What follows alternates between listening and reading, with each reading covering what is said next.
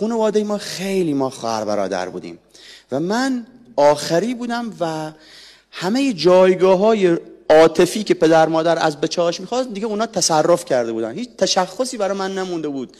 بچه هم بودم، نه کار خاصی انجام میدادم، نمیتونستم جای بابام برام کار کنم، نه مثلا برای خودم یکی دو تا وظیفه کوچیک تعریف کردم و گفتم اینا دیگه حوزه استفاضی منن، کسی به اینا دست نزنه. نون من میرم میارم، نبینم کسی بره نون وا. نفت اگه خواستین گالان بدین، من میرم از درام میکشم، درام نفتی، بشکه نفتی. یه چیز اینطوری.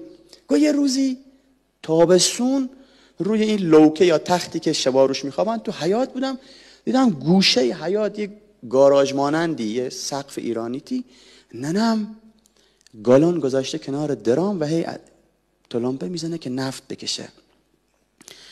گاه اصلا به این فکر نکردم که تو چله گرما ننم نفت میخواد چه بکنه. از همونجا رفتم سمتش، گفتم دیگه همه چی تو هم شد دیگه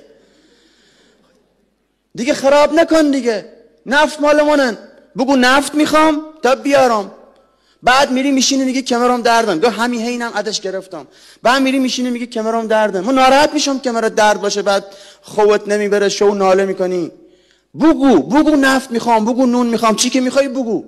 گاه حالا ما دارم این حرفا میزنم و ننم یه جور منگی که اصلا نمیفهمم، یعنی چم تو داره نگاه میکنه، نگاهی گالون میکنه، نگاهی بشکه میکنه، نگاهی من میکنه. گفت نفت کشیدم بهش دادم.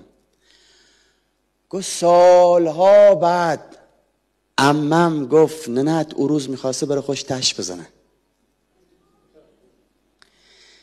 و تو که اینطوری گفتی به خاطر تو موند. و بعد نه دست نداره، بذار ساکت باشیم. و بعد فکر کردم اینقدر ما میتونیم رو هم مؤثر باشیم. یه بوقی که ما سر چاران نزنیم اینقدر حال او خوب میشه و اگه بزنیم اینقدر سرما میره تو وجودش. یه نهیبی رو میتونی به تأخیر بندازی، یه تشویقی رو میتونی درش تعجیل کنی.